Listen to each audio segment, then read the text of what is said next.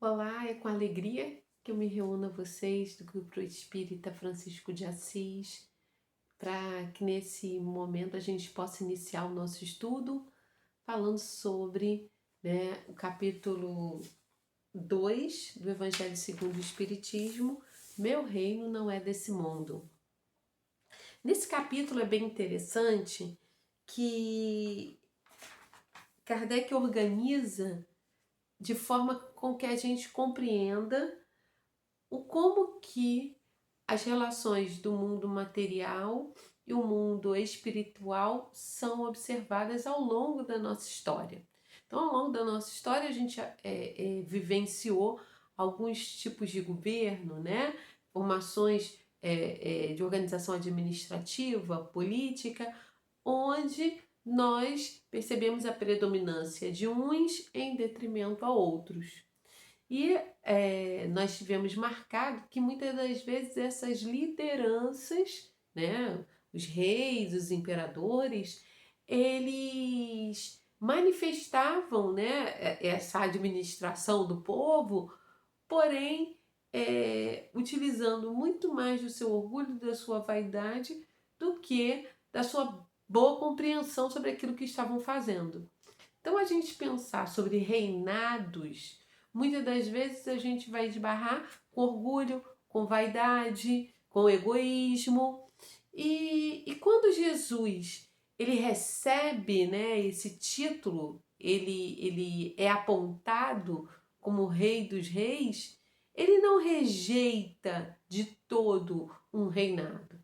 Ele apenas deixa claro que o seu reinado não podia pertencer a esse mundo de barganhas, né, de ambição. O reinado dele pertencia a um reino muito além do que esse que a gente encontra aqui na Terra.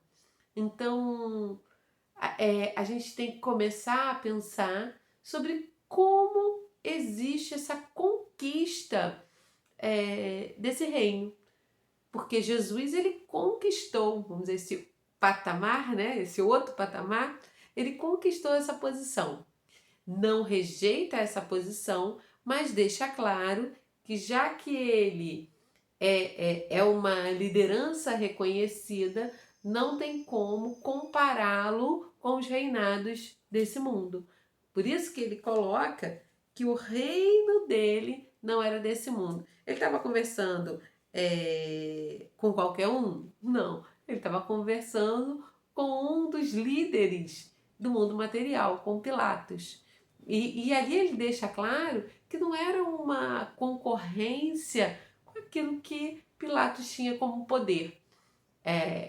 Jesus ele demonstra que o reino dele era muito mais intimista e de compreensão dele próprio do que algo a ser explicado a Pilatos, né? Então, é, Pilatos ele pergunta: És pois rei? E aí Jesus lhe responde: Tu o dizes, sou rei.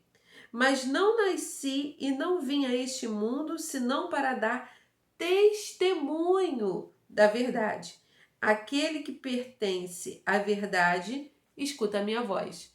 Então, quando Jesus fala que vem dar testemunho da verdade, ele deixa claro que a sua encarnação na Terra foi para exemplificar. Então a gente tem que observar todos os detalhes da encarnação de Jesus, aqueles que a gente tem conhecimento, que a gente tem acesso, né? A fim de que a gente possa observar e compreender que verdade é essa que Jesus veio dar o testemunho.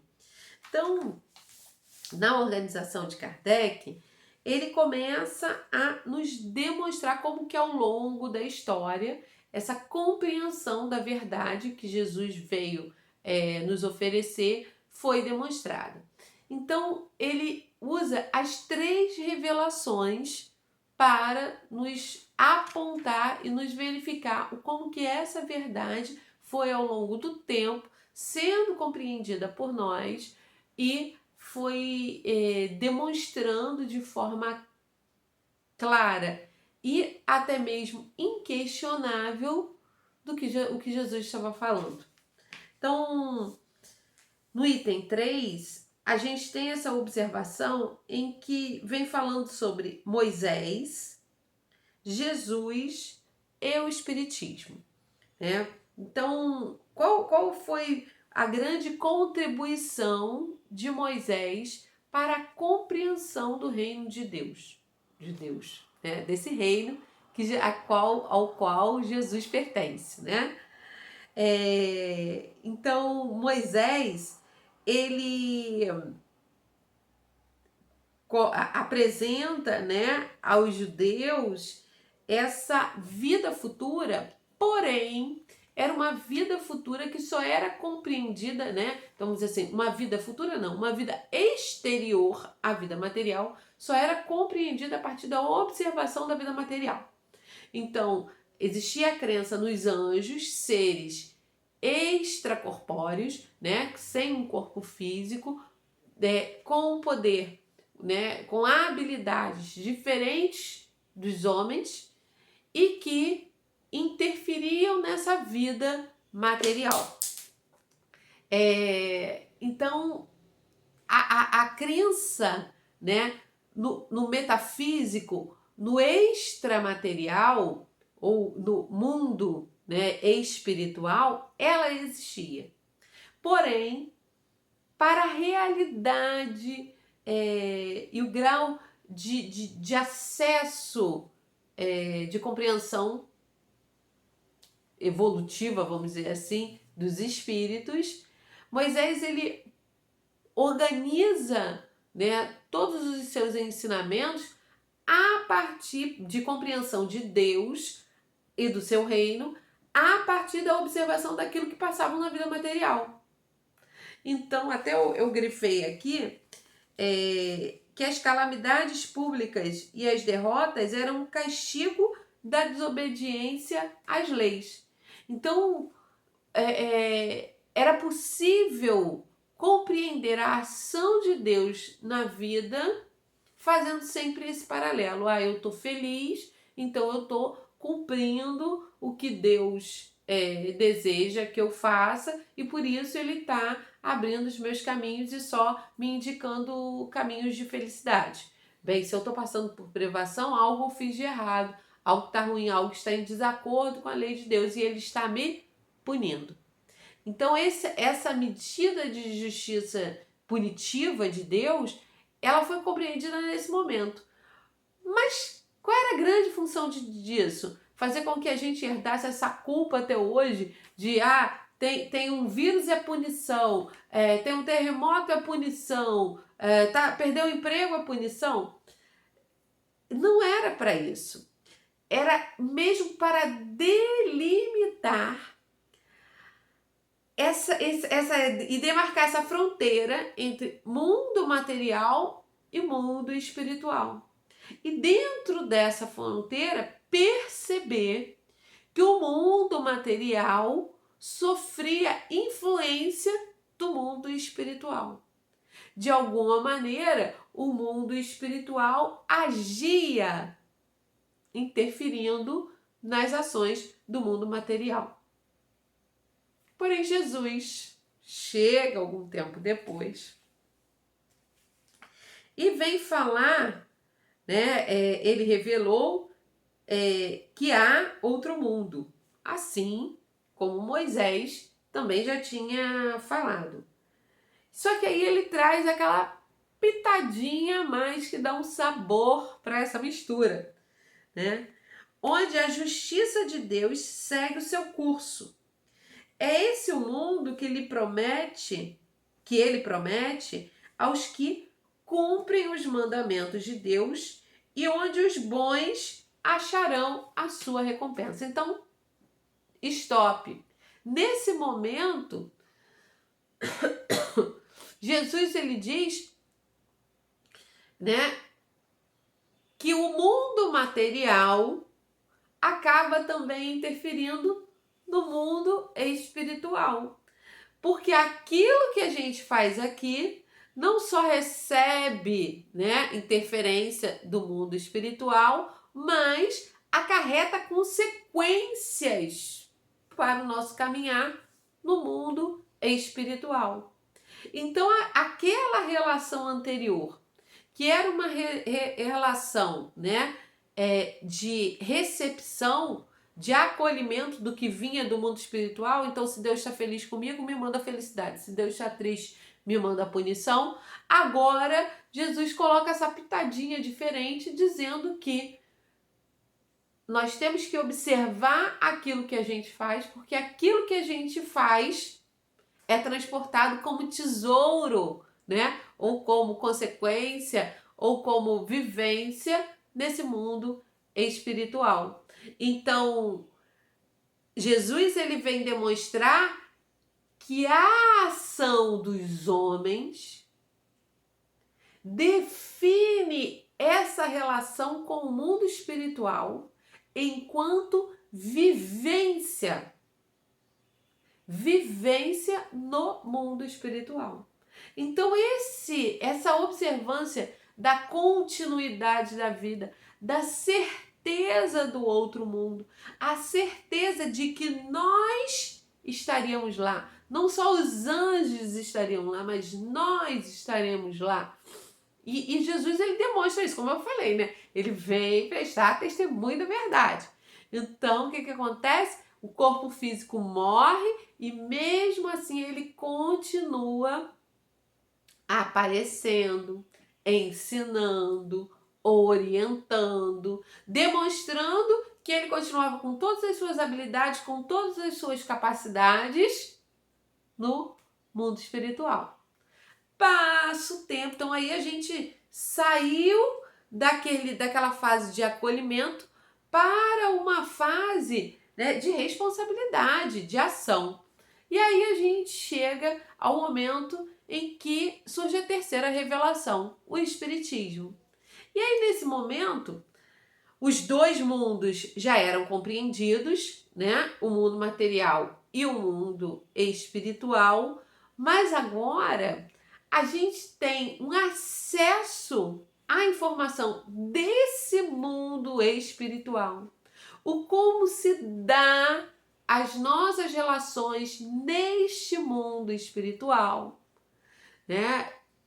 Que faz com que essa verdade que Jesus veio prestar testemunho, agora a gente compreenda ela ainda dentro do nosso grau evolutivo de forma completa. Por isso que eu estou falando assim, de acordo com o nosso grau evolutivo, porque esse completo é completo de acordo com aquilo que a gente pode compreender. Ainda não é o completo total de tudo que acontece no plano espiritual, mas aquilo que a gente consegue compreender, hoje a gente já consegue vislumbrar isso. E aí Kardec coloca, né? O Espiritismo veio completar.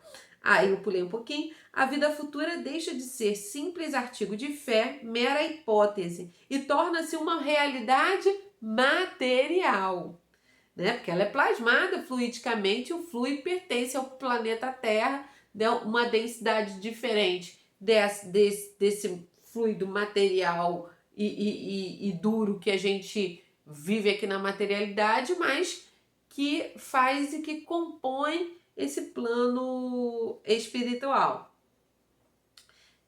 Então, torna-se uma realidade material que os fatos demonstram, porquanto são testemunhas oculares os que a descrevem, nas suas fases todas e em todas as suas peripécias, e de tal sorte que, além de impossibilitarem qualquer dúvida a esse propósito, facultam a mais vulgar indulgência a possibilidade de imaginá-la sob seu verdadeiro aspecto, como toda a gente imagina um país cuja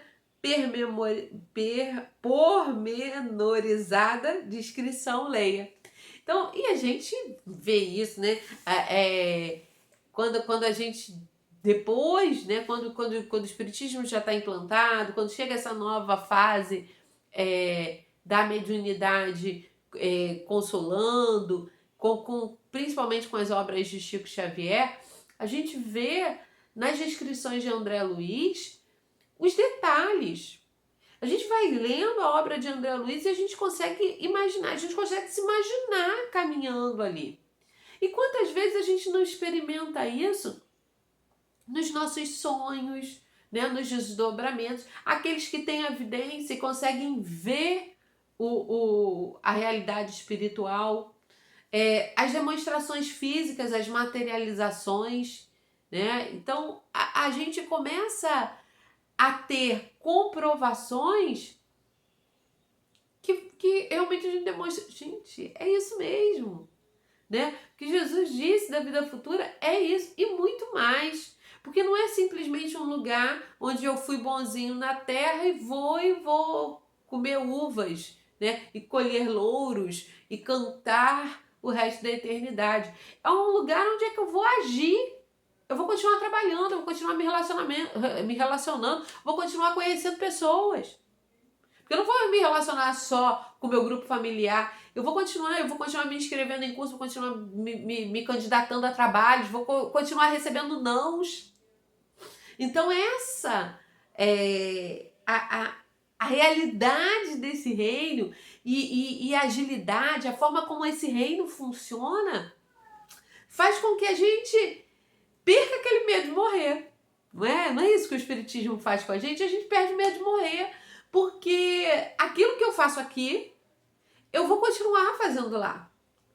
E aí o que acontece é que esse medo de morrer, ele termina de verdade quando a gente começa a se imaginar e compreende o como que a gente vai vivenciar esse plano espiritual. Porque quando Jesus vem e revela que realmente existe e que o plano material interfere no plano espiritual, porque você carrega, se transporta para localidades lá e carrega como consequência os seus atos, então aquilo que você faz na terra gera consequência no plano espiritual. Agora o Espiritismo, ele traz a responsabilidade dessa consequência.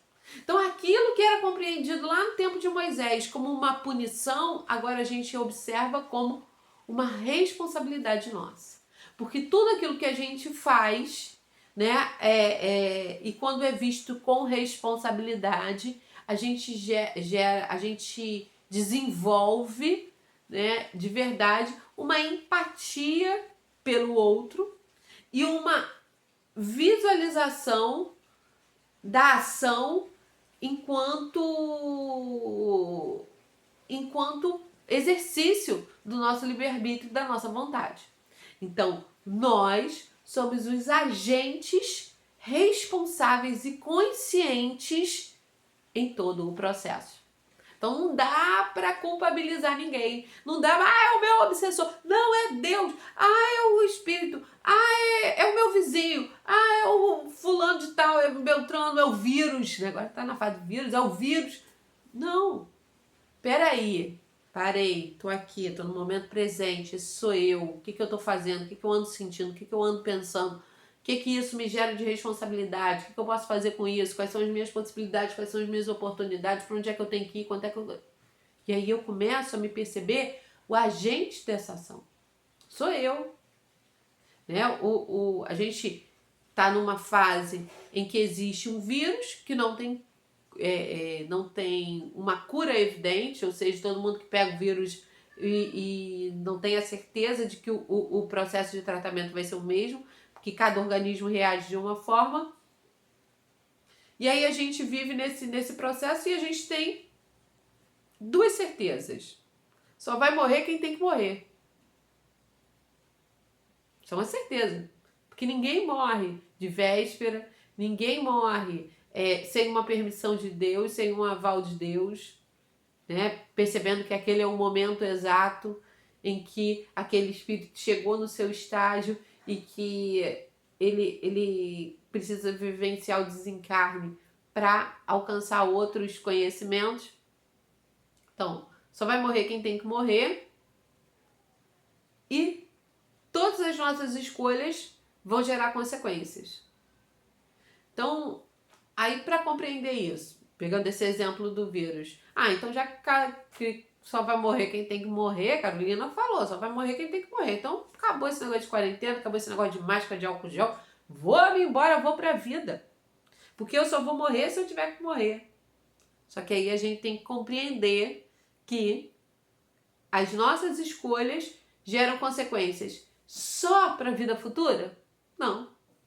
O tempo todo para essa aqui. Então a gente vai gastando as nossas moedinhas. E aí a gente pode começar a entrar numa vida de escolhas equivocadas, tirando essa nossa responsabilidade, depositando essa responsabilidade, né, de novo lá, como no tempo de Moisés, no colo de Deus. E o que vai acontecer? Ih, olha lá, tá se comprometendo mais, né? Tá se comprometendo mais.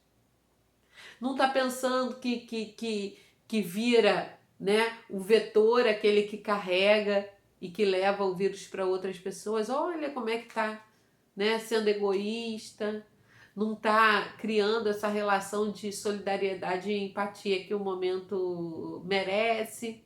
E aí, aquilo que a gente faz como escolha gera consequências. Então, às vezes, esse tempo de morrer, só vai morrer quem tem que morrer, é antecipado por quem? Por nós mesmos.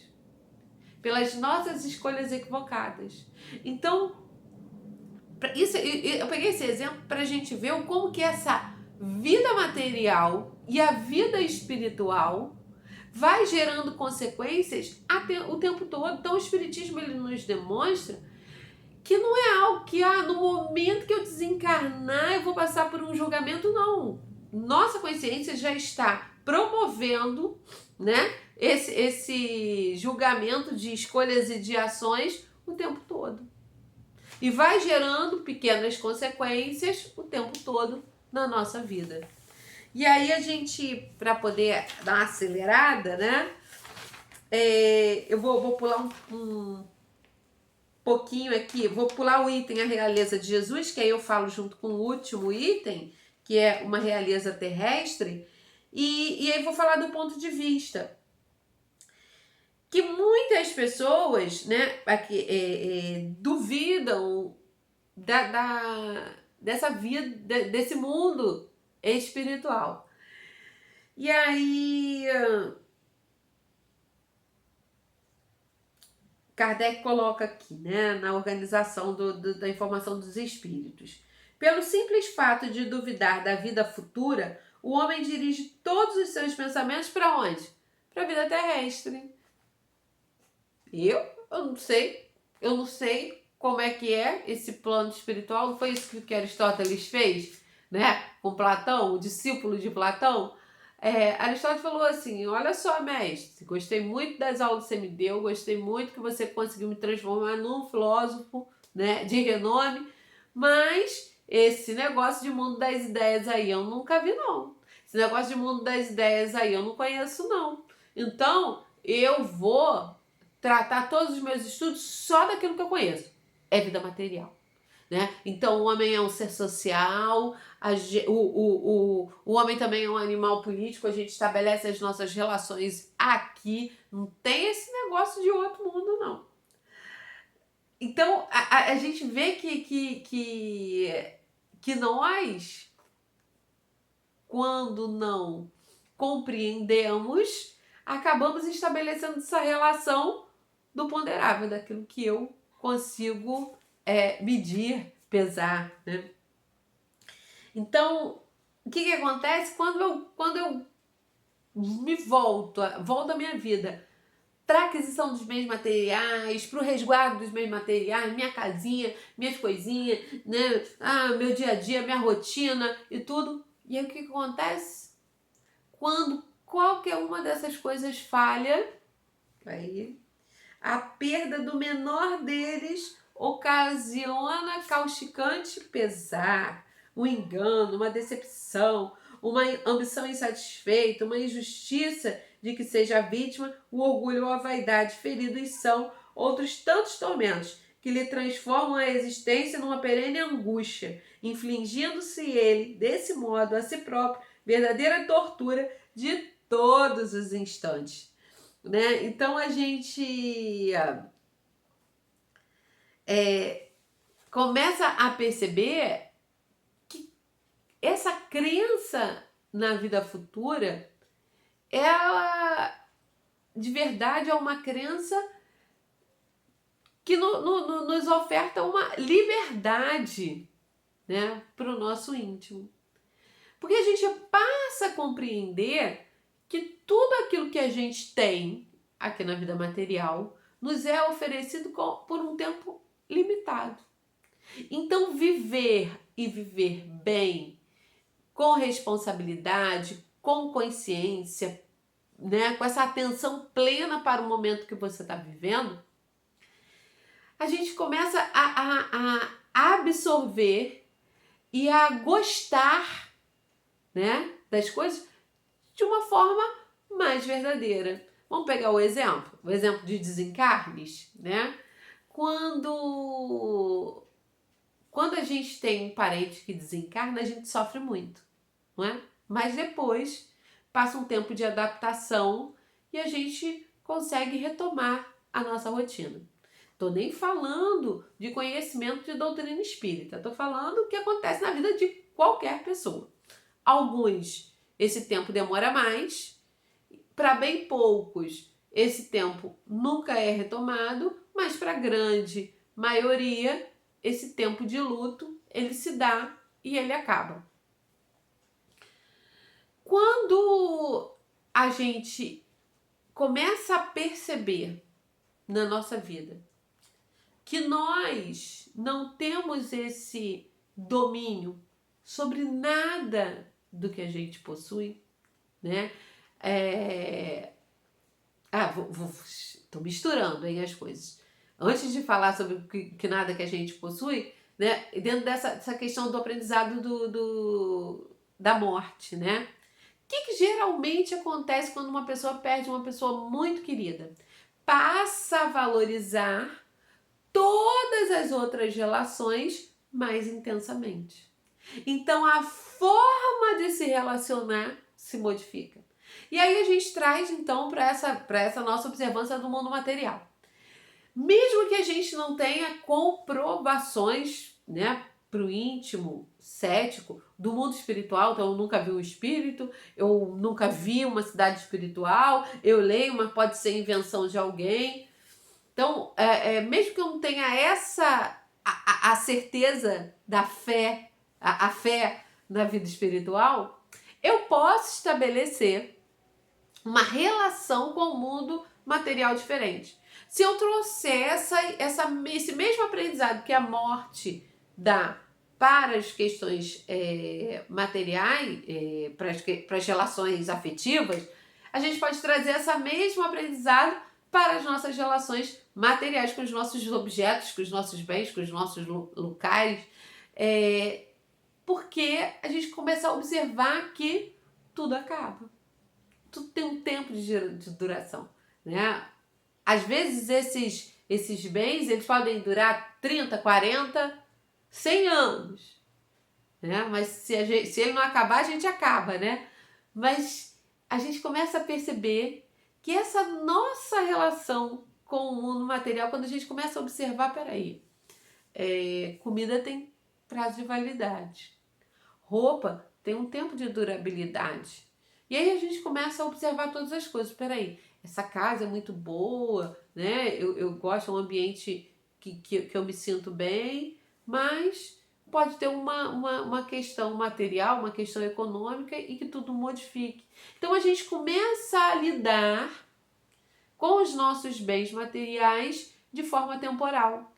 E aí a gente, estabelecendo esse limite, essa finitude, e aí a gente começa a estabelecer intimamente uma relação mais saudável.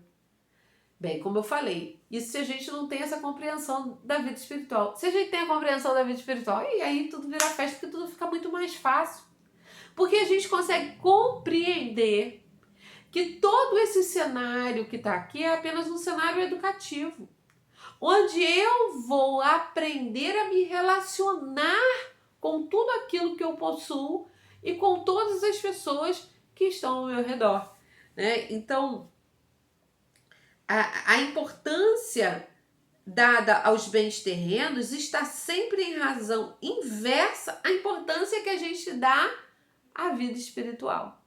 Então, eu costumo falar que a gente tem que se habituar a viver uma vida espiritual, uma vida material, visando a vida espiritual. Então, todas as nossas escolhas, elas passam. Lembra lá quando Jesus falou dos dois, da consequência da vida material, a consequência para o plano espiritual? Então, todas as nossas escolhas, elas têm que ser refletidas, pensando, peraí, que consequência para o meu aprimoramento espiritual essa escolha vai levar? Como que eu vou estabelecer e vivenciar essa determinada ação e tudo mais, né? Essa escolha que eu tive? Como é que isso vai ser transportado de forma positiva para o meu futuro? Então, a gente começa a assumir uma responsabilidade e uma vivência ativa dessas nossas escolhas. Porque não são, não sei, e amanhã? Amanhã a Deus pertence. Não, amanhã a mim pertence. Então, eu tenho que ter esse cuidado de tomar escolhas conscientes, porque as consequências sou eu que estou plantando. Então, como eu falei, vou falar da realeza de Jesus, né? Porque ele fala, né? Tu dizes, eu sou rei. Né? Então, ele demonstra para Pilatos que existe realmente uma diferença de Jesus, dele, para a grande maioria das pessoas. Mas, aí no item realeza de Jesus, o que Jesus estava querendo dizer, não que ele... então quando ele desencarnou ali do planeta Terra, ele foi para o troninho dele lá no reino divino e começou a mandar. Então lá ele podia mandar. Jesus, ele começa a demonstrar, né? E por todos os seus ensinamentos do Evangelho, que essa experiência que ele tinha de diferenciação era íntima e não de postos. O seu poder não era um poder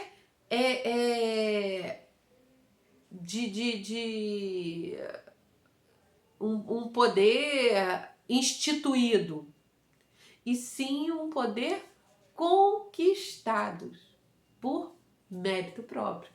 Então, essa realeza, ela é oriunda do mérito pessoal de Jesus, no caso, né? Do mérito pessoal, consagrada para a posteridade, como a gente vê até hoje, né? O Jesus, ele permanece ativo e vivo até os dias de hoje. E os outros governadores, Pilatos ainda tem essa conversa aí com Jesus, que entrou pro hall da fama, mas não por mérito.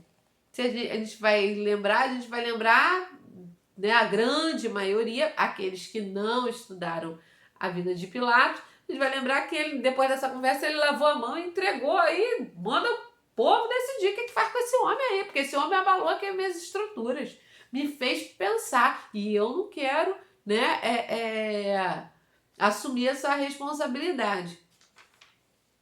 Então, mas Jesus, ele vem exemplificando pra gente que esse mérito pessoal faz com que aquela conquista de um patamar de prestígio, ela permaneça, e a gente vai ver tantos cientistas, educadores, filósofos, médicos, governantes que deixaram o seu nome marcado pelo seu mérito, por suas conquistas, por aquilo que fizeram e que transformaram de alguma forma a humanidade.